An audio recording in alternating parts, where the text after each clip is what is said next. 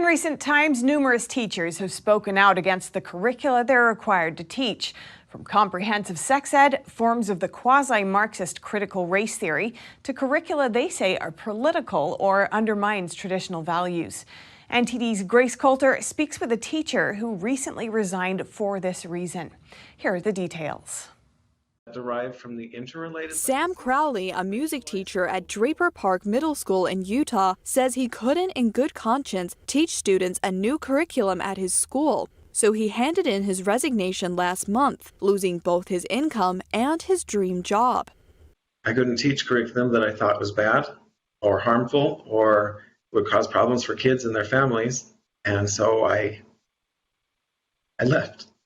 That curriculum is called Second Step, which is part of social emotional learning, or SEL. Crowley says some of the underlying messages of the program subtly encourage children to become activists and undermined the family. This includes teaching students that their parents are roadblocks to their goals, and that older generations don't know or haven't had to face or think about problems we're dealing with today. Crowley says he thinks this sends a message to kids that they can't look to their parents for guidance. In addition, when Crowley looked into CASEL, the organization that produced the curriculum, he became even more alarmed. On its website, CASEL says its SEL curriculum is aimed at redistributing power to promote social justice through increased engagement in school and civic life. The program also includes disrupting and resisting inequities. Crowley says this type of language strikes him as Marxist, and he thinks this type of curriculum is trying to push a socialist agenda.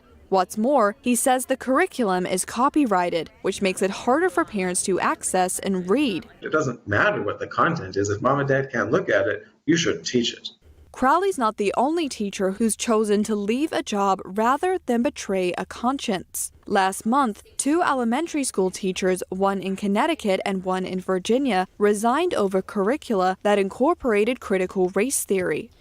And after only 6 years as a teacher in Connecticut, I decided to resign from what I thought would be my forever career because I felt like more of a political activist than a teacher in my own classroom.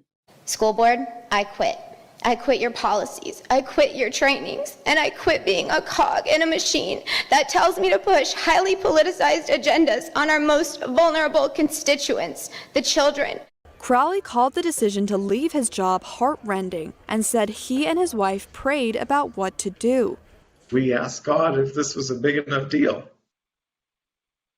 to lose our income over, because that's really serious and I love my job. Like my dream job.